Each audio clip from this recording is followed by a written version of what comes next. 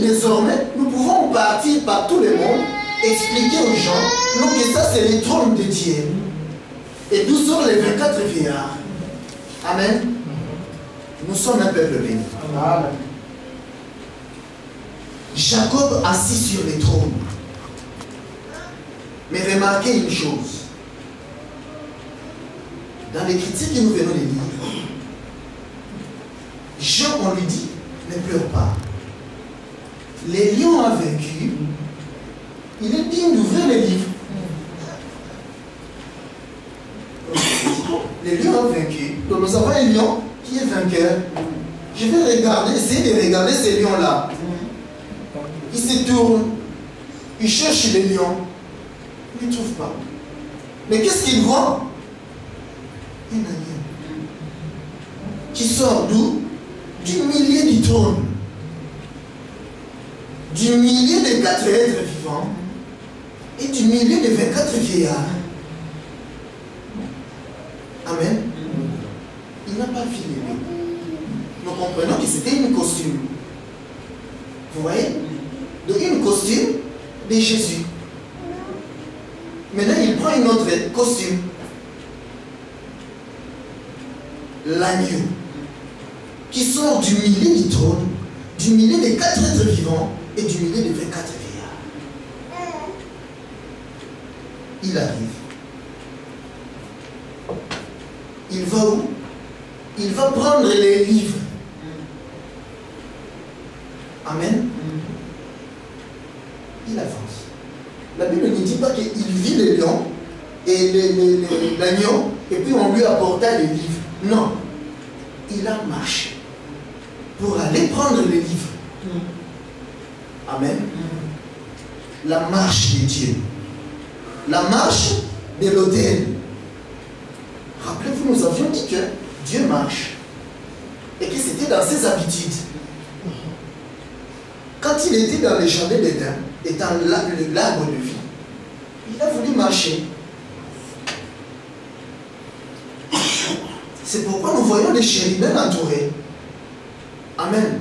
Nous allons lire cela pour la meilleure compréhension, parce que ça c'était un enseignement.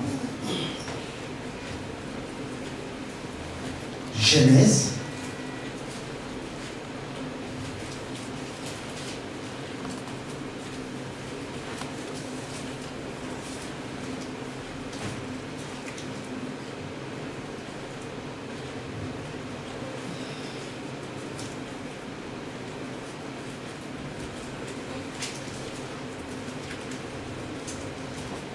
Genèse chapitre 3.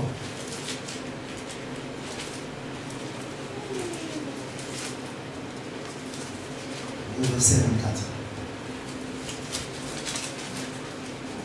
C'est ainsi qu'il chassa Adam et il mit à l'orient du jardin d'Éden le chérubin qui agite une épée flamboyante pour garder les chemins de l'arbre de vie. Amen. Donc quand il a chassé l'homme, il n'a pas voulu qu'Adam revienne pour manger l'arbre de vie et vivre éternellement. Qu'est-ce qu'il a fait? Il a mis les chérubins pour garder l'arbre de vie. Avec quoi? Avec des épées flamboyantes. Ça c'est très important. C'est-à-dire avec l'ordre que celui qui passera par là, il doit recevoir l'épée. C'est aussi simple que ça, non? Ils agitent l'épée. Osent venir. Mais pourquoi croyez-vous que les poissons sous la terre, il n'avait trouvé personne sous la terre pour aller ouvrir le livre de vie? C'est-à-dire, Abraham regarda, parce que c'est Abraham et tous les saints qui sont ces poissons-là sous la terre, qu'il est parti voir pendant les 3 jours qu'il était dans la tombe. Abraham regarda, il vit les épées flamboyantes. Mais non, moi je ne peux pas passer là-bas, aller toucher à l'arbre de vie. On regarda, et Moïse, toi tu as fait des miracles, des prodiges. Tu avais fait sortir des mouches. Tu peux, non? Moïse regarda les épées flamboyantes. Mais non, moi je ne peux pas. Vous voyez ça?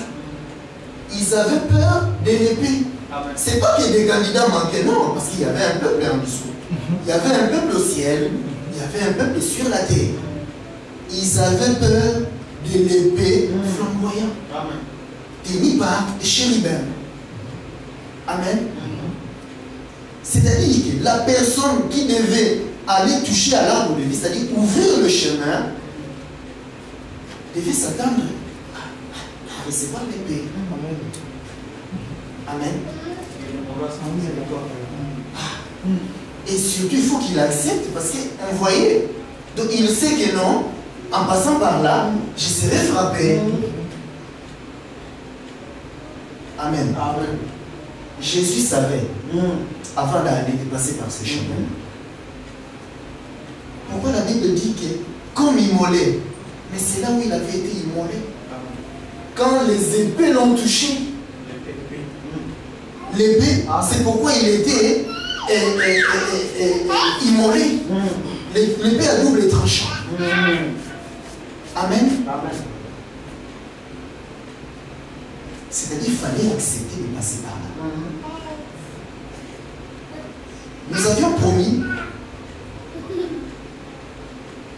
comme au départ, de répondre à la question qui a tué Jésus. Amen. Parce que dans l'ombre, nous voyons que Dieu avait donné des ordres. Que celui qui doit faire le sacrifice, ça ne peut être que le sacrificateur. Ça ne peut être qu'Aaron et sa descendance. Personne d'autre au milieu des Lévites. Une fois, Saül, le roi d'Israël, Saül, il attendait que les sacrificateurs viennent sacrifier. Comme il ne venait pas, ben lui il s'est dit, bon, ça c'est offrir à Dieu. Il prend, il officie. C'est alors que Dieu le rejeta. Amen. C'est-à-dire, il ne voulait pas qu'il y ait quelqu'un d'autre qu'un sacrificateur qui fasse le sacrifice, pour que le sacrifice soit accepté. Parce qu'il ne s'agit pas que de faire le sacrifice, mais il faudrait qu'il soit accepté. Alors nous nous sommes posé la question. Et maintenant, dans la réalité, qui est le sacrificateur qui a fait l'office pour notre salut? Amen. Parce que nous disons que Jésus nous sauve. Oui, tous les chrétiens confessent ça. Même si vous demandez au pape, il dira oui, Jésus nous a sauvés par sa mort. Mais alors qui l'a sacrifié? Parce que là-bas, nous voyons qu'il y a des soldats romains. Est-ce que c'est des soldats romains qui l'ont sacrifié? Si c'est des soldats romains, nous devons pleurer. C'est-à-dire que le sacrifice n'avait pas été accepté. Nous devons arrêter de prier. Amen.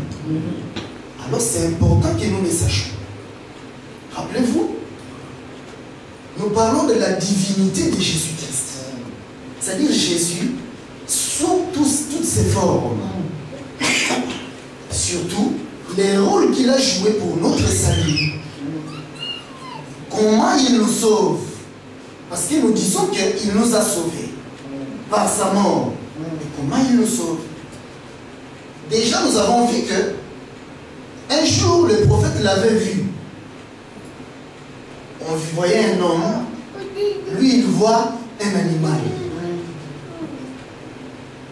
Et nous comprenons que cet homme-là est aussi un animal. Parce que la vision qu'on avait vue de l'homme, ce n'est pas une fausse vision. Parce que ça doit être un homme et puis un animal.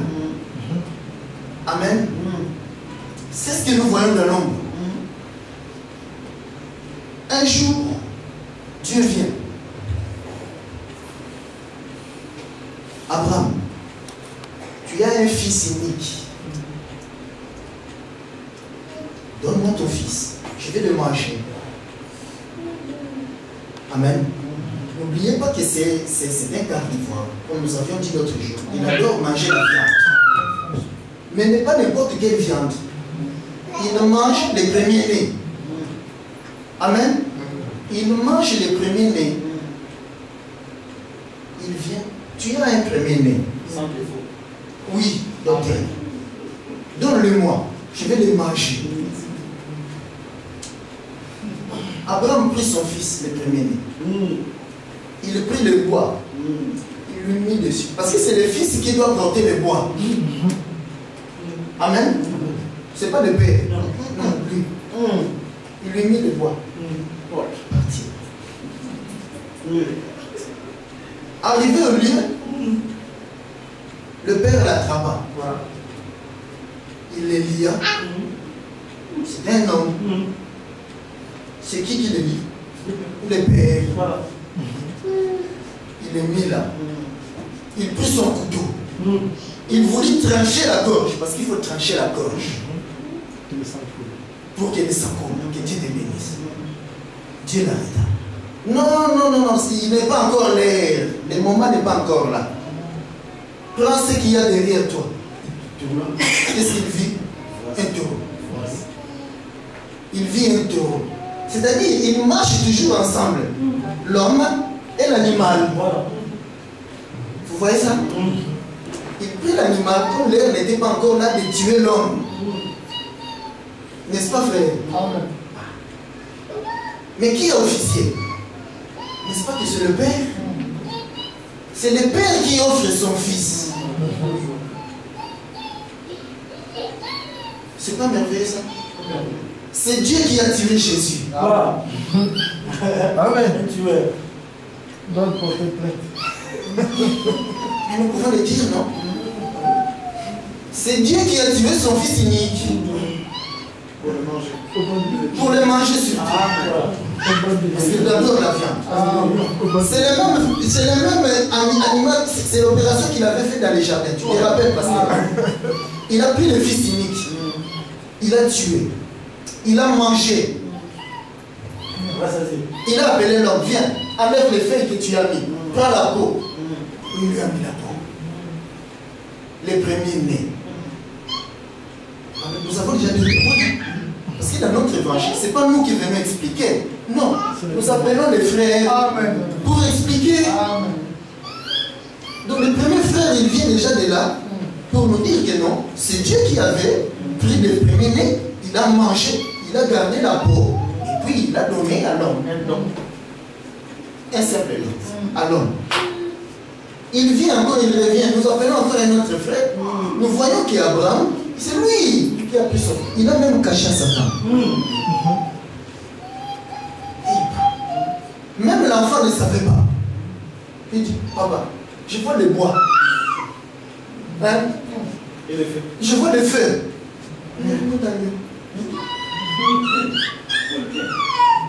Vous voyez ça? Lui, le père, il savait que c'est toi l'agneau. Mais ne dis pas. J'ai l'explication. Ça, c'est merveilleux. C'est toi l'agneau. Ne dis pas. Dis c'est pour voir. Amen. Ça, c'est le deuxième témoin. Dans notre évangile, nous ne faisons que ça. Appeler les témoins. Pour nous expliquer ces choses-là. Que nous connaissions avant la fin, avant le commencement du monde. Rappelez-vous, quand maintenant l'arbre de vie a pris le pied, il a marché. Nous avons vu Israël, trois devant, trois derrière, trois à côté, trois à côté, pour représenter justement les chérubins, hein? Pour protéger toujours l'arbre de vie, l'arche. Vous comprenez ça?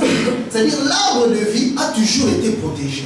Pour que Adam ne revienne pas manger, c'était ça.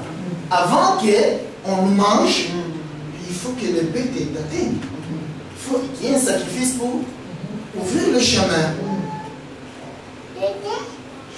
Alors, arrivé maintenant dans le désert, nous voyons Dieu appeler à Moïse. Viens Moïse, tu vas me construire un endroit où je vais rester au milieu de vous là. Tu vas représenter l'arbre de vie, le trône.